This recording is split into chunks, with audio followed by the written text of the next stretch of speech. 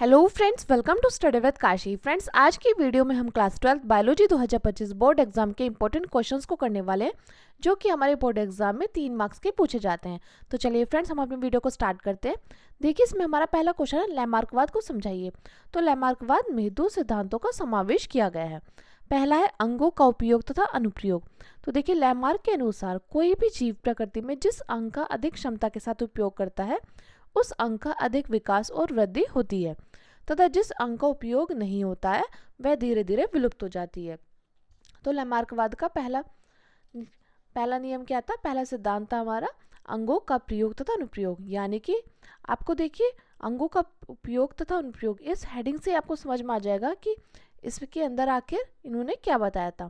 तो देखिए, लैमार्क के अनुसार कोई भी जीव प्रकृति में जिस अंग का अधिक क्षमता के साथ उपयोग करता है, उस अंग का अधिक विकास और वृद्धि होती है, तथा जिस अंग का उपयोग नहीं होता है वह धीरे धीरे विलुप्त हो जाती है। अब देखिए, अगला क्वेश्चन है उपार्जित लक्षणों की वंशगति। तो देखिए, लैमार्क के अनुसार प्रत्येक जीव अपने जीवन काल में जिस वातावरण में रहता है उसके प्रभाव से अनेक लक्षण उपार्जित करता है। यही उपार्जित लक्षण उसकी संतानों में पहुंच जाते हैं तथा धीरे धीरे एक नई जाति बन जाती है। फिर से देखिए, इसमें क्या था? उपार्जित लक्षणों की वंशगति। देखिए, इसमें था उपार्जित लक्षणों की वंशगति। लैमार्क के अनुसार प्रत्येक जीव अपने जीवन काल में जिस वातावरण में रहता है उसके प्रभाव से अनेक लक्षण उपार्जित करता है। यही उपार्जित लक्षण उसकी संतानों में पहुंच जाता है तथा धीरे धीरे एक नई जाति बन जाती है। अब देखिए, अगला क्वेश्चन है डार्विनवाद अथवा प्राकृतिक वर्ण का विस्तार में वर्णन कीजिए। तो देखिए, डार्विनवाद पूछेगी या प्राकृतिक वर्ण, ये दोनों एक ही हैं। आपको इन दोनों का नाम अच्छे से मालूम होना चाहिए। अब देखिए, चार्ल्स डार्विन ने सन 1859 ईस्वी में अपनी पुस्तक प्राकृतिक चयन द्वारा जातीय की उत्पत्ति में अपने सिद्धांतों की व्याख्या प्रस्तुत की। पहली थी जीवों में संतान उत्पत्ति की प्रचुर क्षमता। यानी कि प्रत्येक जीव में अपनी जाति को बनाए रखने के लिए संतान उत्पत्ति की अपार क्षमता होती है। इसके फलस्वरूप पृथ्वी पर जीवन की इन जातियों की आबादी लगभग निश्चित तथा संतुलित रहती है। अब देखिए, अगला था हमारा जीवन संघर्ष। तो देखिए, जीवन संघर्ष, सभी जीव जीवित रहने के लिए संघर्ष करते हैं। भोजन, आवास तथा उचित वातावरण के लिए जीवधारी में जीवन संघर्ष होता है। जीवन संघर्ष सजातीय, अंतर्जातीय तथा वातावरणीय होता है। अब देखिए, अगला क्वेश्चन था वातावरण में निरंतर परिवर्तन। तो जीवधारी निरंतर वातावरण से प्रभावित होते रहते हैं। पर्यावरणीय दशाओं से प्रभावित होने के कारण इनमें विभिन्नताएं उत्पन्न होती हैं। जो जीव अपने आप को वातावरण के अनुकूल रखता है वह लंबे समय तक जीवित रहता है, और जो अपने आप को वातावरण के अनुकूल नहीं रख पाता वह धीरे धीरे क्या होता है? वह धीरे धीरे नष्ट हो जाता है। अब देखिए, अगला क्वेश्चन क्या था? अगला क्वेश्चन था सेब को आभासी फल क्यों कहते हैं? इसमें पुष्प का कौन सा भाग फल की रचना करता है? तो देखिए, निषेचन के बाद अंडाशय से फल का निर्माण होता है, वह पुष्प के शेष अंग झड़ जाते हैं। ऐसे फल को सत्यफल कहते हैं। लेकिन यदि फल का विकास अंडाशय से न होकर पुष्प के किसी अन्य भाग से होता है तो ऐसे फल को आभासी फल कहा जाता है। इसमें प्रमुख रूप से पुष्पासन भाग फल की रचना होती है। अब देखिए, अगला था अवशेषी अंग क्या है? मनुष्य के किन्हीं दो अवशेषी अंगों के नाम लिखिए। तो देखिए, जीवधारी के पूर्वकालिक क्रियाशील अंग जो जीवधारी द्वारा उपयोग न किए जाने के कारण अवशेषी हो गए, वह भविष्य में समाप्त हो जाएंगे। ऐसे अंग को अवशेषी अंग कहते हैं। शरीर पर बाल और अक्कल दाढ़, ये दोनों अवशेषी अंग है। अब देखिए, अगला क्वेश्चन है हमारा मधुमक्खी में लिंग का निर्धारण कैसे होता है? तो मधुमक्खी में 3 प्रकार की मधुमक्खी होती है। पहली होती है रानी मधुमक्खी, दूसरी होती है श्रमिक मधुमक्खी, तीसरी होती है नर या ड्रोन मधुमक्खी। तो देखिए, रानी मधुमक्खी का विकास निषेचित अंडे से होता है। श्रमिक मधुमक्खी का विकास भी निषेचित अंडे से होता है, जबकि नर मधुमक्खी का विकास अनिषेचित अंडे से होता है। अब देखिए, रानी मधुमक्खी और नर मधुमक्खी का काम सिर्फ संतान उत्पन्न करना होता है, जबकि श्रमिक मधुमक्खी का काम फूलों से मधुरस इकट्ठा करना होता है। और श्रमिक मधुमक्खी में लैंगिक अंग अविकसित होते हैं। अब देखिए, अगला है बहुभ्रूणता पर संक्षिप्त टिप्पणी लिखिए। तो देखिए जब किसी एक बीज में एक से अधिक भ्रूण विकसित होते हैं तो इस प्रक्रिया को बहुभ्रूणता कहते हैं। यह बीजांड में एक से अधिक भ्रूणकोश की उपस्थिति के कारण होता है, जिसमें जैसे पाइनस, संतरा आदि। अब देखिए अगला क्वेश्चन था अपरा। अपरा क्या है, इसके मुख्य कार्य लिखिए। तो देखिए वह अंग जिसके द्वारा गर्भाशय में स्थित भ्रूण के शरीर में माता की रक्त से पोषण पहुंचता रहता है और भ्रूण वृद्धि करता रहता है, उस अंग को अपरा या प्लेसेंटा कहते हैं। इसके कार्य निम्न है। इसके द्वारा भ्रूण को पोषण व ऑक्सीजन प्राप्त होती है और इसके द्वारा उत्सर्जी पदार्थ भ्रूण से रुधिर में पहुंचते हैं। और देखिए अपरा द्वारा स्रावित हार्मोन गर्भावस्था बनाए रखने और शिशु के जन्म में सहायक होते हैं।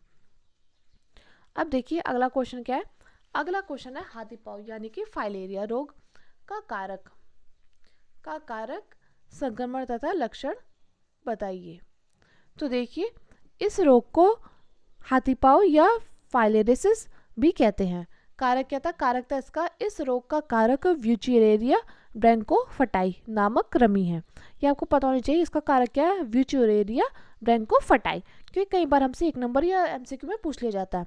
अब देखिए संक्रमण, यह रोग मादा क्यूलेक्स मच्छर के काटने से होता है। इसमें पाँव फूलकर हाथी के पाँव के समान हो जाता है। अगला देखिए इस रोग के लक्षण।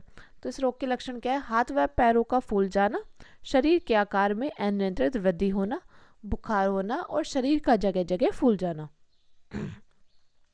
ये था हमारा हाथी पाँव फाइलेरिया रोग। फ्रेंड्स ये मोस्ट इम्पोर्टेंट रोग है और ये बहुत बार हमारे बोर्ड एग्जाम में बार बार पूछा गया है, तो आप इसको अच्छे से करके जाना। अब देखिए अगला है हमारा एमीबिया पैचिश के कारक, लक्षण में बचाव के उपाय के बारे में लिखिए। तो देखिए कारक, यह रोग एंड अमीबा हिस्टोलिटिका नामक प्रोटोजोआ के द्वारा होता है।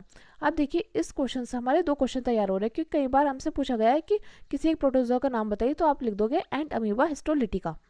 तो देखिए इसका कारक क्या था, यह रोग एंड अमीबा हिस्टोलिटिका नामक प्रोटोजोआ के द्वारा होता है। इस रोग में आंत व पाचन तंत्र प्रभावित होता है। यह रोग घरेलू मधुमक्खियों द्वारा संचरित होता है। अब लक्षण क्या था, लक्षण था पेट में दर्द होना, दस्त के साथ रक्त का आना, शरीर के बाहर में निरंतर कमी, मल के साथ श्लेष्म का आना। अब देखिए बचाव के उपाय क्या थे, दूषित जल व भोजन का सेवन न करें, जल को उबालकर व छानकर पीना चाहिए। अगला है साफ सफाई पर विशेष ध्यान देना चाहिए और फल व सब्जियों को धोकर रखना चाहिए। अब देखिए अगला क्या था, अगला है डेंगू बुखार। अगला है डेंगू बुखार यानी कि हड्डी तोड़ बुखार का रोगजनक कारक, लक्षण में बचाव के उपाय लिखिए। तो देखिए डेंगू बुखार फ्लेबी वायरस के द्वारा होता है। यह रोग मादा एडिस इजिप्टी मच्छर के काटने से होता है, जिसमें प्लेटलेट्स प्रभावित होता है। फिर से देखिए डेंगू बुखार, तो डेंगू बुखार फ्लेबी वायरस के द्वारा होता है। यह रोग मादा एडिस इजिप्टी मच्छर के काटने से होता है, जिसमें प्लेटलेट्स प्रभावित होता है। अब देखिए लक्षण, जोड़ों में तीव्र दर्द होना, सिर दर्द के साथ बुखार का होना, पेशियों में जकड़न होना और कमजोरी महसूस होना। अब देखिए अगला है उपचार। तो उपचार, अभी तक इसका कोई टीका नहीं बना है, रोगी को दर्दनाशक औषधि दी जाती है। अब देखिए बचाव के उपाय। तो गड्ढों में जल जमा नहीं होने देना चाहिए, सोते समय मच्छरदानी का प्रयोग करना चाहिए और घर के आसपास साफ सफाई रखना चाहिए। अब देखिए कुछ इंपॉर्टेंट फुल फॉर्म है जो कि हमारे बोर्ड एग्जाम के लिए बहुत ज़्यादा इंपॉर्टेंट है। तो देखिए ZIFT, ये जिफ्ट यानी कि zygote intra fallopian transfer, ZIFT यानी कि जाइगोट इंट्रा फैलोपियन ट्रांसफर। अब देखिए GIFT यानी कि गैमेट इंट्रा फैलोपियन ट्रांसफर। अब देखिए IVF यानी कि इन विट्रो फर्टिलाइजेशन। अगला है MTP यानी कि medical termination of pregnancy. MTP क्या था, MTP था medical termination of pregnancy, MTP था मेडिकल टर्मिनेशन ऑफ प्रेगनेंसी। अगला देखिए, अगला था IUD यानी कि इंट्रा यूटेरिन डिवाइस। IUD क्या था, इंट्रा यूटेरिन डिवाइस। अब देखिए IUT, यहाँ तो देखिए IUD था और यहाँ पे IUT, तो इंट्रा यूटेराइन और यहाँ पे था डिवाइस और यहाँ था ट्रांसफर, तो इंट्रा यूटेरियन ट्रांसफर। अब देखिए HIV, आपने HIV का बहुत बार नाम सुना होगा, तो HIV है ह्यूमन इम्यूनोडिफिशियेंसी वायरस। HIV क्या था, HIV था ह्यूमन इम्यूनोडिफिशियेंसी वायरस। अगला देखिए, अगला है BOD यानी कि बायोकेमिकल ऑक्सीजन डिमांड।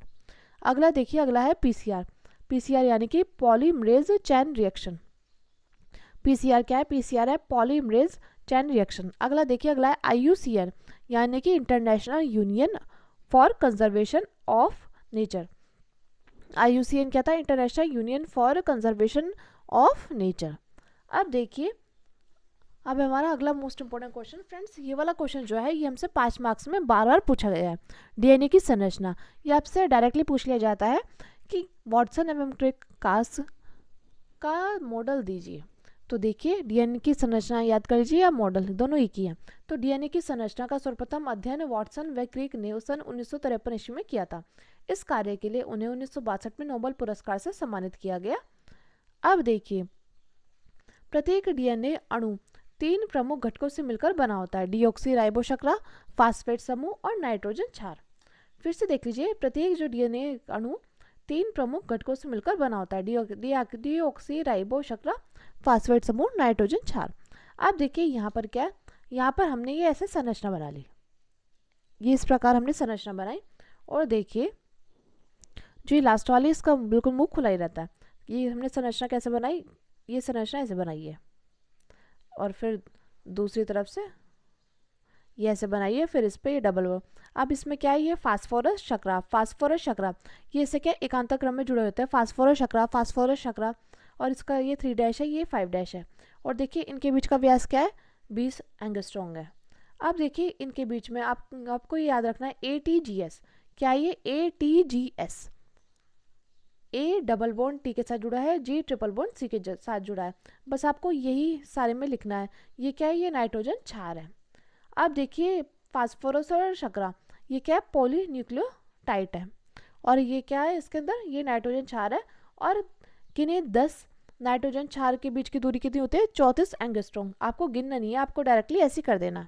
अब देखिए हमने यहाँ पे लिखा है P फॉर क्या है, यहाँ पे लिखा है ना PS, तो P for phosphate, S for शर्करा। अब देखिए यही है नाइट्रोजन क्षार। नाइट्रोजन क्षार क्या है, एडेनिन, ग्वानिन, साइटोसिन, थाइमिन।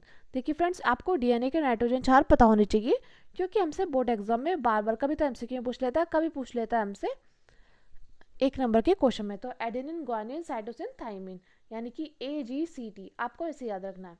अब देखिए डीएनए का प्रत्येक अणु 2 पॉलीन्यूक्लियोटाइड का बना होता है, जिसका व्यास लगभग 20 एंगस्ट्रॉम होता है, और प्रत्येक पॉलीन्यूक्लियोटाइड में फास्फेट तथा शर्करा समूह एकांतर क्रम में जुड़े होते हैं, और 2 पॉलीन्यूक्लियोटाइड श्रृंखला नाइट्रोजन क्षार द्वारा जुड़े होते हैं, जिसमें एडेनिन थाइमिन से हाइड्रोजन के द्विबंध तथा ग्वानिन साइटोसिन से हाइड्रोजन के त्रिबंध से जुड़ा होता है। अब देखिए अगला क्या है, अगला है डीएनए अणु में 10 नाइट्रोजन क्षार के बीच की दूरी लगभग 34 एंगस्ट्रॉम होती है। तो फ्रेंड्स, ये थे हमारे मोस्ट इंपोर्टेंट क्वेश्चन, जो कि हमारे बोर्ड एग्जाम के लिए बहुत ज़्यादा इंपॉर्टेंट है।